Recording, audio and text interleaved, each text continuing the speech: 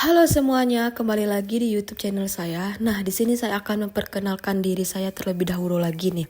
Perkenalkan, nama saya Putri Amelia Febri Susanti dengan NPM A1C024018 dengan program studi Pendidikan Matematika Fakultas Keguruan dan Ilmu Pendidikan Universitas Bengkulu, yang dimana dosen pengampu saya yaitu Dr. Muhammad Kristiwan MPD.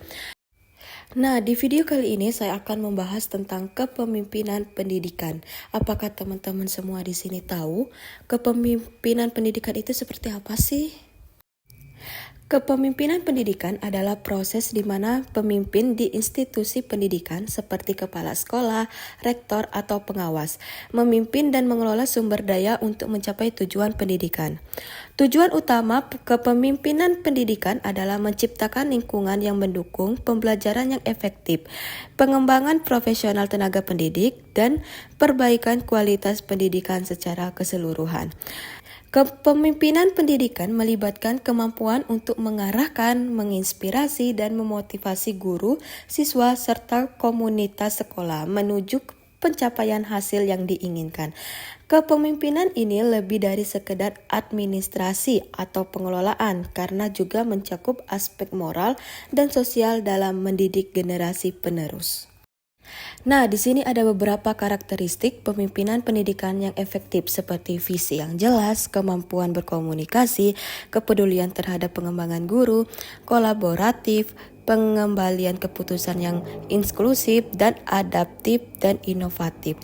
Nah, di sini kita akan menjelaskan satu persatu. Yang pertama yaitu visi yang jelas, yang dimana pemimpin pendidikan harus memiliki visi yang jelas tentang apa yang ingin dicapai oleh institusi pendidikan dan bagaimana mencapai tujuan tersebut. Yang kedua yaitu kemampuan berkomunikasi, yang dimana pemimpin pendidikan harus mampu berkomunikasi secara efektif dengan semua pihak termasuk guru, siswa, orang tua, dan masyarakat. Yang ketiga yaitu kepedulian terhadap pengembangan guru, yang dimana pemimpin pendidikan yang efektif mendukung pengembangan profesional pada guru melalui pelatihan dan pengembangan keterampilan. Yang keempat yaitu kolaboratif, yaitu mendorong kolaborasi antar staf pengajar, siswa, dan komunitas untuk menciptakan lingkungan belajar yang positif. Yang kelima yaitu pengambilan keputusan yang inklusif, yang harus melibatkan semua pemangku kepentingan dalam proses pengembalian keputusan yang memengaruhi sekolah dan hasil pendidikan. Dan yang keenam atau yang terakhir yaitu adaptif dan inovatif, yaitu pemimpin pendidikan harus responsif terhadap perubahan dan inovasi dalam dunia pendidikan untuk tetap relevan dan efektif. Selanjutnya yaitu tentang teori kepemimpinan dalam pendidikan. Ada beberapa teori kepemimpinan yang sering diterapkan dalam konteks pendidikan, yaitu seperti teori kepemimpinan transformasional, yang dimana kepemimpinan transformasional berfokus pada perubahan dan inovasi. Pemimpin transformasional menginspirasi guru dan siswa untuk mencapai lebih dari yang mereka pikirkan dengan cara memotivasi mereka untuk melihat visi yang lebih besar dan melampaui kepentingan pribadi demi kebaikan bersama. Dalam pendidikan, pemimpin transformasional bertujuan untuk meningkatkan kualitas pendidikan melalui perubahan budaya sekolah, inovasi pengajaran, dan peningkatan moral staf. Yang kedua yaitu teori kepemimpinan instruksional, yang dimana kepemimpinan instruksional menekankan peran pemimpin sebagai fasilitator pembelajaran yang meningkatkan hasil siswa. Pemimpin instruksional berfokus pada pengajaran dan pembelajaran sebagai prioritas utama. Mereka mengarahkan guru untuk menerapkan praktik terbaik dalam pengajaran, melakukan evaluasi terhadap proses pembelajaran, dan menyediakan dukungan yang dibutuhkan guru untuk berkembang secara profesional. Yang ketiga yaitu teori kepemimpinan servant atau pelayanan, yang dimana kepemimpinan pelayanan menempatkan kepentingan siswa, guru, dan komunitas sebagai prioritas utama. Pemimpin bertindak sebagai pelayan yang membantu orang lain mencapai potensi terbaik mereka.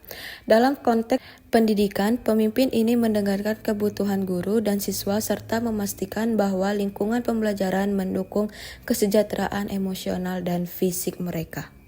Yang keempat yaitu teori kepemimpinan situasional, yang dimana teori ini menyatakan bahwa tidak ada satu gaya kepemimpinan yang paling efektif untuk semua situasi. Pemimpin pendidikan harus fleksibel dan mampu menyesuaikan gaya kepemimpinan mereka dengan situasi dan kebutuhan yang ada.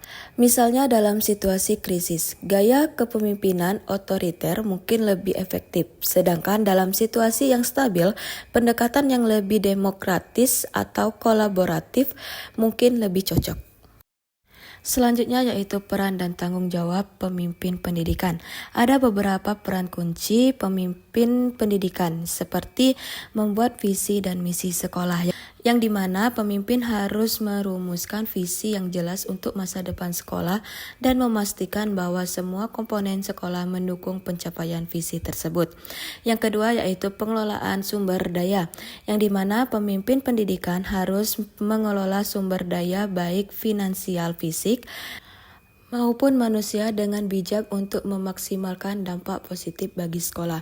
Yang ketiga yaitu membangun budaya sekolah yang positif, yang dimana pemimpin pendidikan memiliki tanggung jawab untuk menciptakan budaya yang mendukung pembelajaran dan pengembangan siswa serta staf. Yang keempat yaitu mengukur dan meningkatkan kualitas pembelajaran, yang dimana pemimpin harus memantau kualitas pengajaran dan hasil belajar siswa, serta bekerja sama dengan guru untuk meningkatkan praktik pembelajaran. Yang terakhir dan yang kelima yaitu menjalin hubungan dengan komunitas, yang dimana pemimpin pendidikan juga harus membangun hubungan yang kuat dengan orang tua, masyarakat, dan pemangku kepentingan lainnya. Selanjutnya yaitu tantangan dalam kepemimpinan pendidikan. Pemimpin pendidikan sering dihadapkan pada berbagai tantangan, termasuk keterbatasan sumber daya, yang dimana seringkali sekolah tidak memiliki anggaran atau sumber daya yang cukup untuk mendukung semua program yang diinginkan. Yang kedua yaitu perubahan kurikulum dan kebijakan, yang dimana pemimpin pendidikan harus bisa beradaptasi dengan perubahan kurikulum dan kebijakan yang ditetapkan oleh pemerintah atau institusi. Yang ketiga yaitu keragaman siswa, yang dimana siswa datang dari latar belakang yang berbeda, baik dari segi sosial, ekonomi, maupun budaya, sehingga pemimpin pendidikan perlu menciptakan lingkungan yang inklusif dan mendukung keberagaman. Yang keempat atau yang terakhir yaitu teknologi, yang dimana kemajuan teknologi menuntut pemimpin pendidikan untuk mengintegrasikan teknologi dalam pembelajaran dan manajemen sekolah. Selanjutnya yaitu tentang penerapan kepemimpinan pendidikan di Indonesia. Di Indonesia, kepemimpinan pendidikan memiliki tantangan tersendiri karena perbedaan kualitas sekolah, akses ke pendidikan, serta beragamnya kondisi sosial ekonomi dan geografis. Beberapa kebijakan dan inisiatif yang mendukung kepemimpinan pendidikan di Indonesia antara lain yaitu seperti pengembangan profesional kepala sekolah, yang dimana pemerintah sering mengadakan pelatihan untuk kepala sekolah dalam rangka meningkatkan kualitas kepemimpinan dan manajemen mereka. Yang kedua yaitu kebijakan Merdeka Belajar, yang dimana salah satu inisiatif yang saat ini sedang digalakkan adalah Merdeka Belajar, yang menekankan pada kepemimpinan sekolah dan penguatan kepemimpinan untuk memberikan otonomi lebih besar kepada sekolah dalam menentukan metode pengajaran dan pengembangan kurikulum yang sesuai dengan konteks lokal. Selanjutnya yaitu pentingnya kepemimpinan pendidikan, yang dimana kepemimpinan pendidikan sangat penting dalam membentuk lingkungan sekolah yang efektif. Penelitian menunjukkan bahwa sekolah yang dipimpin oleh pemimpin yang efektif cenderung menghasilkan hasil belajar yang lebih baik. Pemimpin yang baik dapat mempengaruhi motivasi guru, kualitas pengajaran, serta kepuasan siswa.